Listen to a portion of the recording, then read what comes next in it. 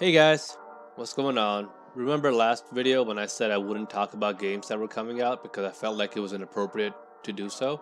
Well, what we're going to do is exactly opposite of that. And we're going to talk about The Division 2.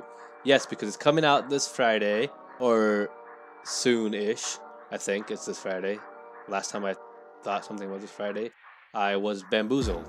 And don't quote me on release dates for anything from now on or ever again. So, yeah, that's pretty much the same thing.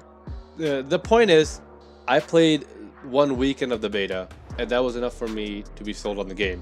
Mostly because I was already like 95% sold on the game, but now I'm like 5% more sold on the game. So, what did the beta tell me that pushed it to 100%? Pretty simple. It told me that nothing new was going to happen.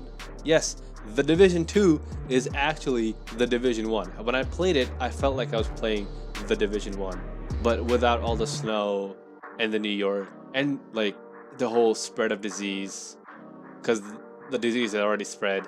I'm not sure what's going on in the whole story part. I really didn't like the Division 1 story was kind of cool, but I didn't really care for like the characters or whatever, so I don't really know anyone's names. But that's pretty typical Ubisoft. I don't care, it's whatever. The point being, it was a fun game to play though, and The Division 2 was just as fun to play, but playing the beta kind of gave me an idea of how more in-depth the game is in comparison to the first one.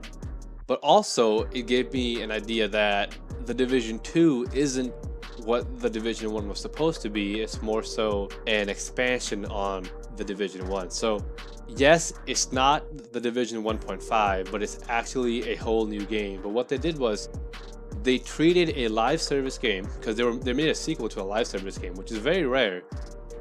Even like, you rarely saw sequels to MMORPGs like in the early 2000s. I think Neverwinter 2 was a thing. And there's like whatever. I'm going off track. The point being that when you make a sequel to a live service game, you really can't change much, and you shouldn't change anything of the core gameplay. You should in fact build upon it on all the fan feedback that you got. And I think Ubisoft has done a great job in doing that.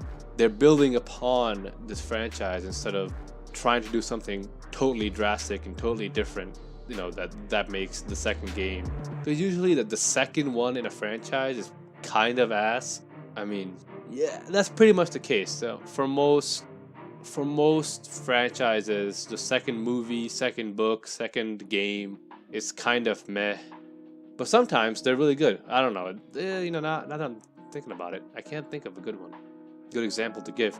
But I know there are, and I will put them up on the screen if I can think of it. Regardless, they added a bunch of things into the game that was much needed. Now, one of the things I experienced my first day playing was that when I was playing in a party, if I interacted with a pickup with like a loot box or something that was in the game world, my party members got it as well, and vice versa. So if my friend went up to pick up ammo, I didn't physically have to go to the ammo box to pick up that ammo. But that went away the second day and the third day and the fourth day, which bums me out because that was a really nice glitch or bug in this case. That's a much needed feature, is that yes, we should all get our own ammo, but if one person's going to pick it up, it makes no sense for everybody else to go pick it up. So everybody should get their loot anyways. One of the other two might have been a glitch. It doesn't matter to me necessarily too much, but it was just a nice, cool feature to have. But also, I have noticed like other things that they have improved upon or added more depth to. Base building has become, well, it's pretty much the same, but they've given you more areas to base build, basically. I think every safe area can now be like renovated. I think that was the vibe I was getting from the beta, but I'm not actually entirely sure on that. And I haven't really seen any real life gameplay on this because there's none out yet by the time of this recording. Well, there probably is, but like I haven't looked. I wanted to be a surprise, Anyways, yeah, so that feature was really cool. I was kind of hoping they'd expand upon it a little bit more when I was playing the first one, and they kind of have.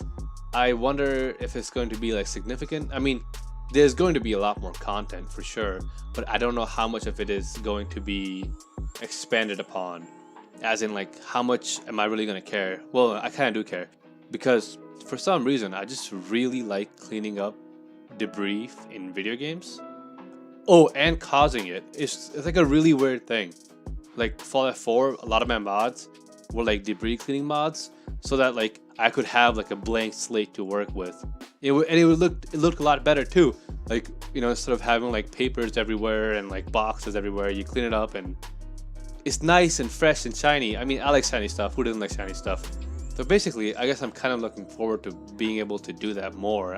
I suppose, and I think it has some real world implications as well. So I'm not just so that way I'm not just making safe areas look clean or whatever.